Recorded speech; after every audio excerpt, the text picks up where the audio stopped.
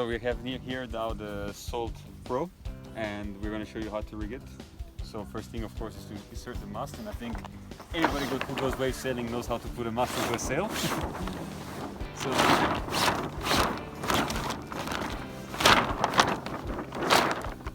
what is important here is that in this case here we have the Virotop. We have it only on a few sizes of the sails, and what is nice about this Virotop is that you actually have the webbing put on this side, so when the sail is resting on the ground it's not getting damaged. And if you want, you can actually change the webbing to a longer one if you're not having the right mast. But in this case it's short because we have the right mast, but if you want inside the sail bag there's a second webbing which is a long one, you can just replace it and use it. But of course, if you're looking for performance, try to use the right length of the mast because it has the right stiffness. The right stiffness means that the sail is opening and closing while sailing in the right way, so it will feel lighter, nicer, the wind range will be better. So try to have the right mast.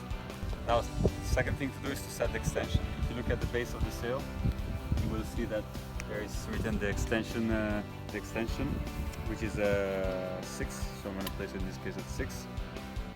If there's a Virotop, make sure that the Virotop is pulled all the way in. Otherwise, the spec sizing, which is on the sail, is going to be wrong. So make sure that first the Virotop has been pulled all the way in, so that then this will be realistic. And so once you set the extension, just easily thread in the rope into the. You can easily open up here the base part so that it's easy to then thread in the rope. So now we thread in the rope into the extension. We put the downhaul all the way, and so we need to look at the reference of the sail. Practically, we tend to, now there's no button tensions inside the sail, but what we try to do is to downhaul the sail so that between button 1 and button 2 there's a loose leech. The loose leech has to go all the way to halfway through the panel. So we put the downhaul, and what we try to do is to have the downhaul all the way to downhaul, and to have a reference what we try to do with our sails, whether it's a Salt, Spy or Swag. We always put downhaul, that we have practically looking at button 1 and button 2 a loose area. The loose area, we try to have it that it's loose till the middle of the panel. So let's say that if this is the halfway through the sail, we try to have this part loose through halfway through the panel. And this is normally like the best compromise for the downhaul. And of course, this is what we like, this is how we tune them, this is how we sail them, and how we test them. So up to here. But then always in wave sailing you can also decide to have it more or less downhaul according a little bit to what you like. But generally this is how we prefer to have it. So we're going to put on the boom now, and first thing you need to check is the specs. So in this case we have 152, and 152 means it's a medium size wind range length. So I would place my boom at 154, therefore like 2 cm longer, because in case the wind gets stronger or picks up, I still have 2 cm more that I can pull to flatten out the sail and have more control. So okay, I'm going to put on the boom. So I just put in the boom head, close it, put it back to the sail. In this case we have 2 eyelets, there are 2 rings, and you have the choice between the upper one and the lower one. It's not about your height, so if you're like a tall windsurfer, you're going to use a higher one. If you're not as tall as what you consider tall, you're going to use the lower one. Let's say that the top eyelet gives you more power, so more drive when you do the bottom turn, for example, and the lower one will just give you a more forgiving sail, as you're making the loose leech a bit more soft, so it's going to be more forgiving. So if you want more reactive sail, use the upper eyelet. If you want less reactive, more comfort, use the lower one. So you just thread in the eyelet inside the boom and pull.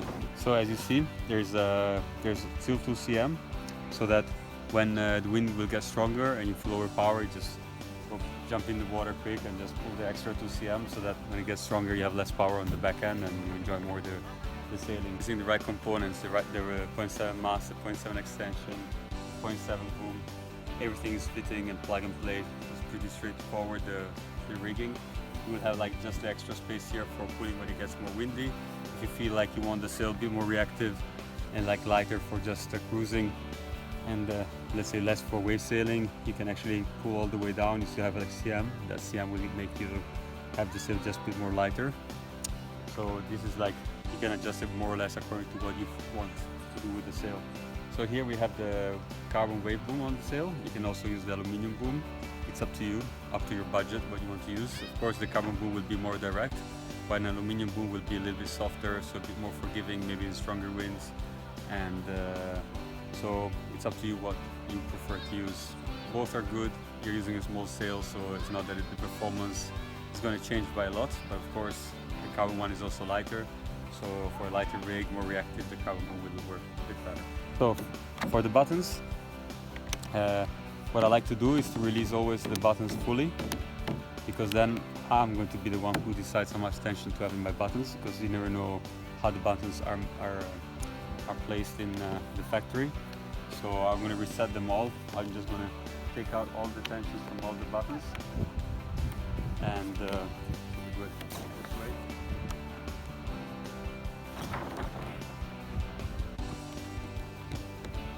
Now there's zero tension on the buttons, so it's up to me now how I want to put the tension in the buttons. So starting from the bottom one, I'm going to put tension till I see that all the wrinkles are actually gone. Once they're gone, I will stop. There's no more need to put extra tension on the buttons. If you put too much tension, you're just going to get more curve on the button and it's not going to work as good as it should. So the wrinkles are gone, I stop.